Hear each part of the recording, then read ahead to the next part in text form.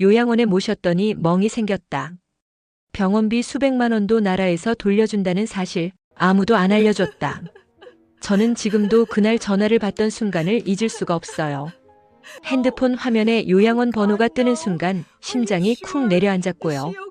전화를 받았더니 원장님 목소리가 너무 조용한 거예요. 어머니가 넘어지셨어요.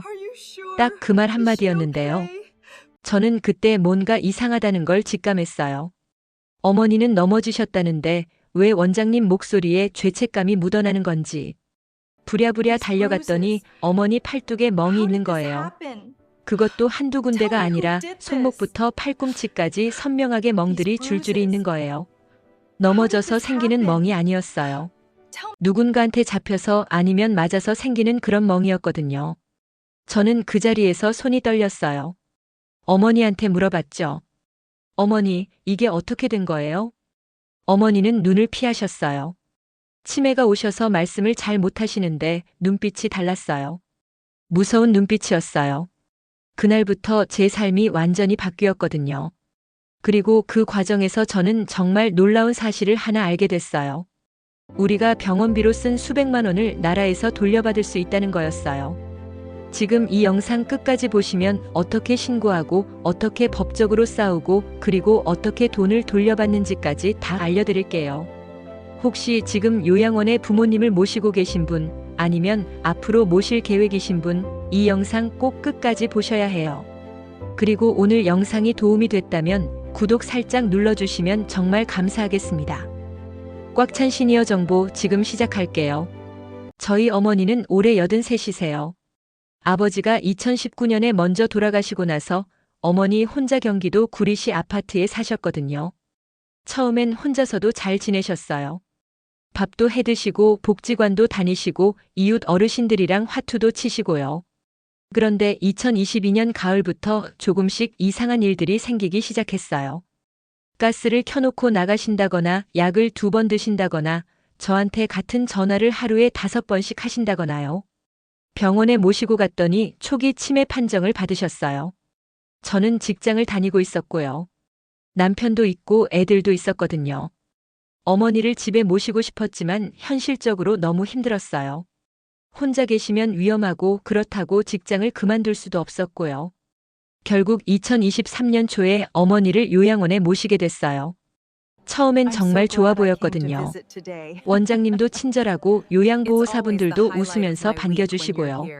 시설도 깨끗하고 프로그램도 다양하고 방도 밝고요. 어머니도 처음엔 적응 잘하시는 것 같았어요. 한 달에 비용이 180만 원 정도 들었어요. 적은 돈이 아니었지만 어머니가 안전하게 계실 수 있다는 생각에 감사했어요. 매주 일요일마다 면회를 갔거든요. 어머니, 밥은 잘 드세요? 여기 사람들 다 친절하죠? 이러면서요. 그런데 6개월쯤 지났을 때부터 어머니 표정이 조금씩 달라지기 시작했어요. 예전엔 저 오면 반가워하셨는데 어느 순간부터 그냥 멍하니 보시는 거예요. 눈빛에서 뭔가가 사라진 것 같은 느낌이 들었어요. 그때 저는 치매가 심해지는 거라고만 생각했거든요. 그게 아니었는데 어머니 표정이 달라진 게 딱 한 가지만이 아니었어요. 면회 때마다 자잘한 것들이 신경 쓰이기 시작했거든요. 어머니가 갑자기 요양보호사분이 방에 들어오시면 몸을 움츠리시는 거예요. 처음엔 그냥 낯선 거겠지 했는데 6개월이 지났는데도 그러시니까 이상했어요. 그리고 어머니 옷소매를 걷다가 작은 멍을 본 적도 있었어요. 어머니 이거 어디서 난 거예요? 하고 물으면 어머니는 몰라 하시거나 아예 대답을 안 하셨거든요. 요양원 직원한테 물어봤더니 어르신들은 피부가 약해서 조금만 부딪혀도 멍이 든다고 하더라고요. 그 말을 들었을 때 저는 아, 그렇구나 했어요. 나중에 생각하면 그게 너무 어리석었던 거예요. 그리고 어느 날은 어머니 발 뒤꿈치에 욕창이 생겼다는 연락을 받았어요. 욕창이 생기면 자주 체위를 바꿔드려야 하는데 그게 잘 안 됐다는 거잖아요. 저는 그때도 그냥 넘겼어요. 요양원이 바쁘니까 어쩔 수 없는 거겠지 하면서요. 지금 생각하면 정말 후회스러워요. 더 일찍 알아채고 더 일찍 행동했어야 했는데. 그러다가 결국 2024년 여름 그 전화를 받은 거예요. 어머니가 넘어지셨어요.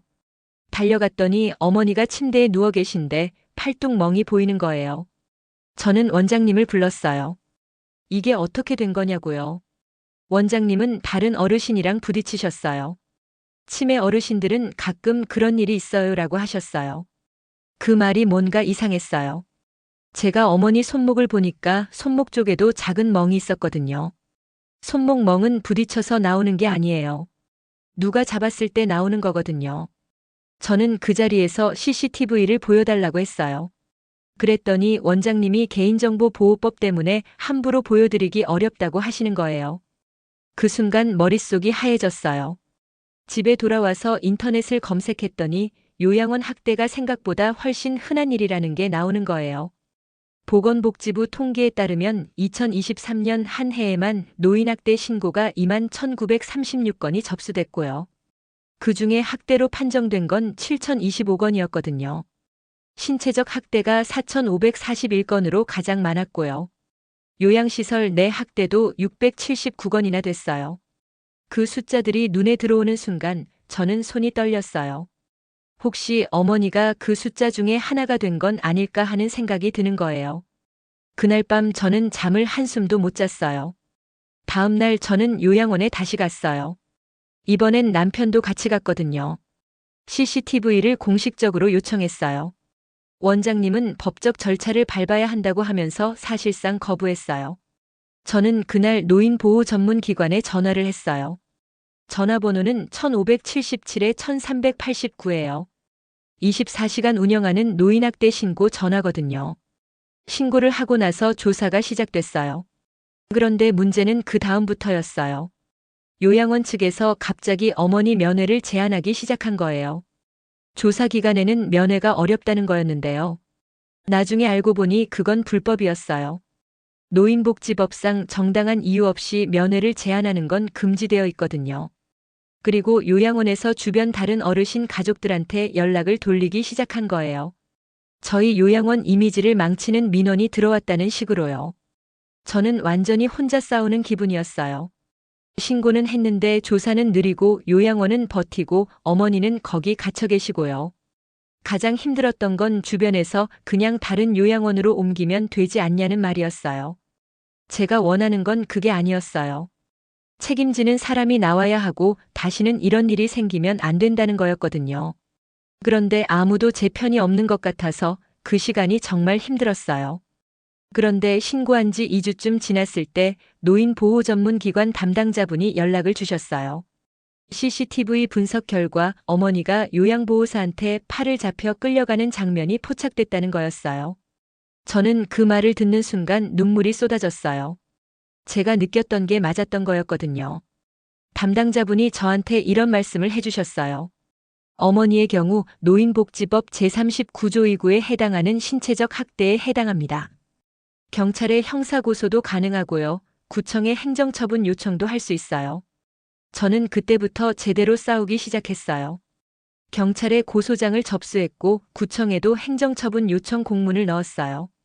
그리고 그 과정에서 저는 또 다른 놀라운 걸 알게 됐거든요. 어머니 병원비 중에 상당 부분을 나라에서 돌려받을 수 있다는 거였어요. 건강보험공단에서 운영하는 본인부담 상한제라는 제도가 있어요. 1년 동안 병원에서 낸 돈이 일정 기준을 넘으면 초과된 금액을 환급해 주는 거거든요.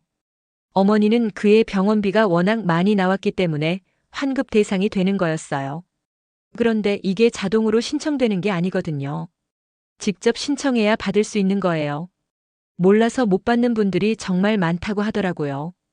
고소장 접수 후 한 달 만에 담당 요양보호사가 경찰에 불려갔어요. 조사 결과 해당 요양보호사는 어머니뿐 아니라 다른 어르신들한테도 비슷한 행동을 한 게 확인됐어요. CCTV에 찍힌 게 한두 번이 아니었던 거예요. 구청에서는 해당 요양원에 대한 행정처분을 결정했어요. 시설에 대한 운영 개선 명령과 함께 담당 요양보호사 자격 정지 처분이 내려진 거예요. 원장님도 관리 소홀로 행정 조치를 받았고요. 그리고 저는 어머니를 다른 시설로 옮겼어요. 이번엔 꼼꼼하게 따졌거든요. CCTV가 몇 개나 있는지, 야간에 직원이 몇 명인지, 욕창 예방 프로토콜은 있는지, 가족 면회를 언제든지 할 수 있는지 다 확인하고 옮겼어요. 그리고 건강보험공단에 전화해서 본인 부담 상한제 환급금을 신청했어요. 전화번호는 1577-1000이에요. 담당자분이 어머니 이름으로 조회를 해보더니 환급 가능 금액이 140만 원이라고 하시는 거예요. 저는 귀를 의심했어요. 그게 진짜예요? 하고 다시 물었거든요. 네, 맞아요. 계좌번호 등록해 주시면 바로 입금해 드릴게요. 그 140만 원이 들어온 날 저는 어머니 손을 잡고 울었어요. 싸우길 잘했다는 생각이 들었어요. 지금도 저는 어머니 면회를 빠짐없이 가거든요.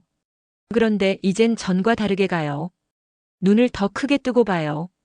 어머니 팔다리에 멍은 없는지, 표정이 어떤지, 직원들한테 어머니가 어떻게 대접받는지요. 그리고 조금이라도 이상한 게 보이면 바로 물어봐요. 예전처럼 그럴 수도 있겠지 하고 넘기지 않아요. 이 경험을 통해서 제가 정말 많은 걸 배웠거든요. 그래서 오늘 이 영상 보시는 분들한테 꼭 알려드리고 싶은 게 있어요. 부모님이 요양원에 계신다면 면회 때마다 꼭 확인하세요. 실용정보 카드 1. 요양원 학대 신호 체크리스트. 팔다리 몸통에 멍이나 상처가 있는지. 갑자기 직원이 방에 들어올 때 몸을 움츠리지 않는지. 표정이 지나치게 무표정하거나 눈빛이 달라지지 않았는지. 욕창이나 위생 상태가 나빠지지 않았는지. 식사량이 갑자기 줄지 않았는지. 면회를 이유 없이 제한하거나 미루지 않는지. 어르신이 특정 직원을 무서워하지 않는지. 실용정보 카드 2. 노인학대 신고 방법. 노인학대 신고 1577-1389 24시간 연중 무휴 경찰 신고 112 관할 구청 노인복지팀 직접 방문 또는 전화 근거 법령 노인복지법 제39조이고 신체적 학대 금지. 신고 시 준비할 것. 멍상처 사진 날짜 포함. 이상 행동 메모 날짜 시간 기록. 요양원 직원 이름 가능하면. CCTV 열람 요청 공문 서면 요청 권장. 요양원이 면회를 거부하거나 CCTV 열람을 무조건 거부하면 그것 자체가 위법입니다. 실용정보 카드 3. 건강보험 본인 부담 상한제 환급금 받는 법. 무엇인가요?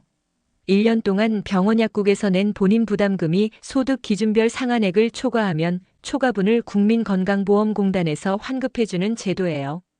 2026년 기준 소득 분위별 상한액 참고. 1분위 저소득 연 87만 원 초과분 환급. 2, 3분위 연 108만 원 초과분 환급. 4, 5분위 연 162만 원 초과분 환급.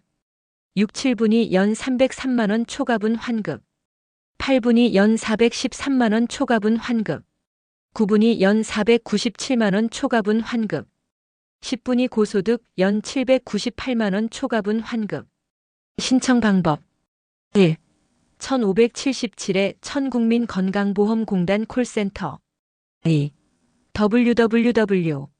NHIS. 5. KR 온라인 신청. 3. 가까운 건강보험공단 지사 방문. 주의사항 대부분 자동 통보되지만 우편물을 못 받은 경우 직접 신청해야 해요. 본인 또는 가족이 신청 가능하며 계좌 등록하면 바로 입금됩니다. 실용정보 카드 4. 좋은 요양원 고르는 체크리스트.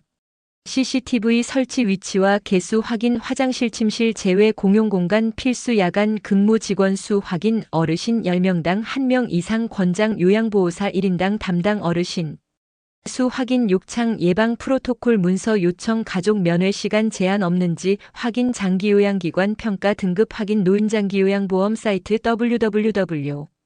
longtermcare. 5. KR 최근 행정처분 이력 조회 복지로 사이트 www. bokjiro. 고. KR. 오늘 제 이야기가 길었는데요. 부모님을 요양원에 모시는 건 정말 어려운 결정이에요. 그 결정을 한 것 자체가 불효가 아니거든요. 최선을 다한 거예요. 그런데 그 이후에도 눈을 놓으면 안 된다는 거 오늘 꼭 기억해 주세요. 그리고 혹시 지금 병원비 때문에 힘드신 분이 있다면 꼭 1577-1000에 전화해서 환급금 받을 수 있는지 확인해 보세요. 몰라서 못 받는 돈이 수백만 원이 될 수도 있거든요. 오늘도 끝까지 봐주셔서 진심으로 감사드리고요. 구독 살짝 부탁드립니다. 꽉찬 시니어 정보였습니다.